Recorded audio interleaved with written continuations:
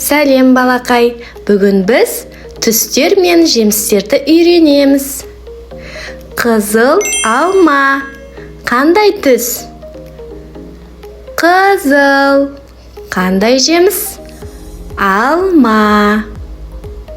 Сары банан, қандай түс?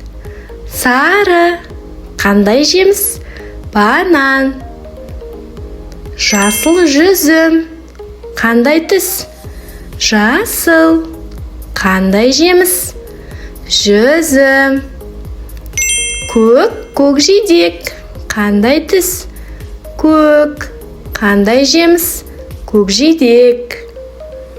Қызғылт сары апельсин, қандай түс? Қызғылт сары, қандай жеміс? Апельсин. Күлгін қара өрік, қандай түс? Күлгін, қандай жеміс? Қара өрік. Қара қарақат, қандай түс? Қара, қандай жеміс? Қарақат. Жарайсың балақай.